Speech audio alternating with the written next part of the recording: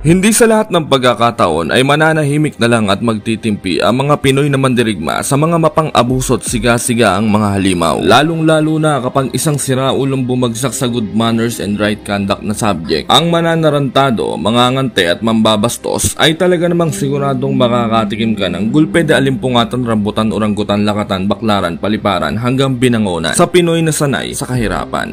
Kagaya na lamang ng isang Meksikano na niyabangan, binarako, inasintang muka, kinonyatan ng baba at sinabihang mahihinang nilalang lang daw ang mga pinaslang ng ating kababayan sa ibabaw ng lona. Dinagdagan pa nito na pipitsuging boksingero lang daw ang ating kababayan sa larangan ng boxing na tila walang karespeto at hindi naturuan ng kagandahang asal na talagang sa harapan pa talaga ng ating mga kababayan at sa mismong lupang sinilangan pa talaga natin ng hasik ng lagim at kabastusan ang animal na Meksikanong walang iba kundi si Hugo Partida Ordaz alias Guerrero Olimpico na ang ibig sabihin ay Olimpianong mandirigma na mahilig sa lumpia na walang laman na sa unang kagat, hangin agad. Napakabuenas nito mga kaibigan at hindi sa parting Tondo o Mindanao ginanap ang kanilang way-in na kung nagkataon wala pa ang kanilang laban baka bingot na to't may tingga na sang uyang-uyaan at cremated ng iuuwi sa kanyang lupang sinilangan. Paano ba naman? Siya na nga ang dumayo. Siya pa ang hari-harian, astang matapang at mayabang. Ang sarap balakubakan at sabunutan ng person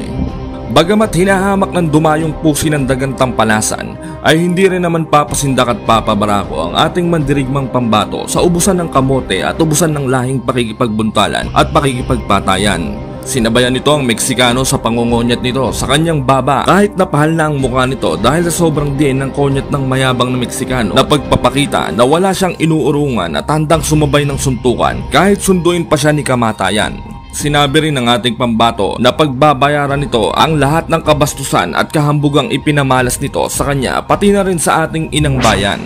Hindi biro ang kapangyarihan ng ating undefeated na pambato mga kaibigan. Dahil sa 20 naging laban lang naman ito ay 6 lang naman ang maswerteng nakaraos hanggang round 12 at ang 14 naman ay kanyang brutal na binuntal hanggang mawasak ang mukat makatulog.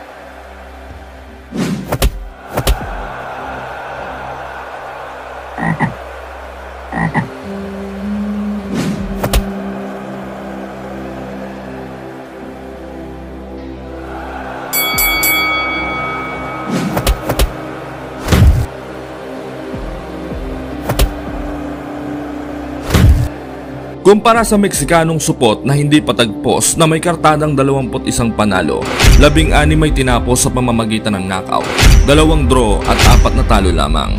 Bagamat may 4 na natalo ang Meksikano at sa kabila ng pagiging undefeated ng Pinoy na mananabas mga kaibigan, ay itinuturing pa rin na underdog o dehado ang ating kababayan ng mga boxing analyst. Dahil kita naman daw na lamang ang Meksikano pagdating sa experience at sa quality opposition o mga bigat at galing ng mga nakasagupang halimaw.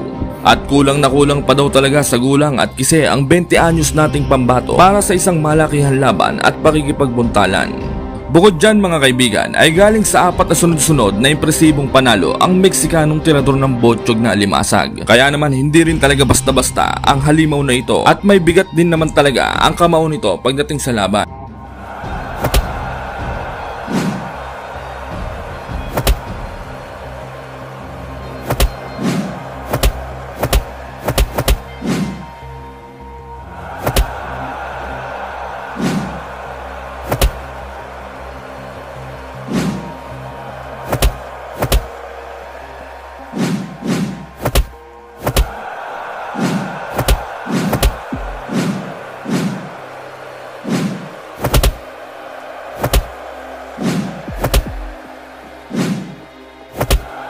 Kaya naman nang magkaroon ito ng pagkakataong isa lang para sa isang world title fight kontra sa ating kababayan na walang iba kundi si Albert alias The Prince Pagara na mahilig sa kamote at patatas at ginawang merienda ang sibuyas at bawang, ay tila lumaki ang ulo nito at napuno ng hangin dahil nag-astang bidabidang chismosa ito at sigang tambay sa kanto na pinagmamalaki ang tapang ng kanyang dating sundalong lolo na ito lang daw ang natira sa giyera at hanggang ngayon ang sugat ay basang-basa pa. Malaman-laman ko may diabetes pala.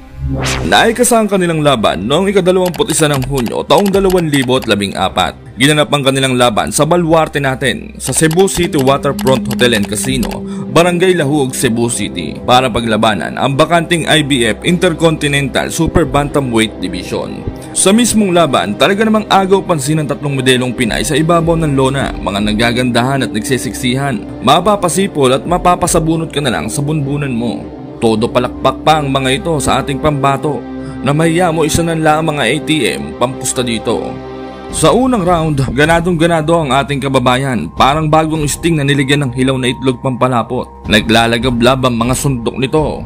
Samantala, kahindik-hindik na pagbagsak agad ang nalasap ng hambog na Meksikano. Tinamaan ito ng mga solidong patama na mahiya mo binato ng kalembang na magbibinatog. Kumanto ang tangos ng ilong nito sa sobrang lakas at na-dislocate ang bunganga.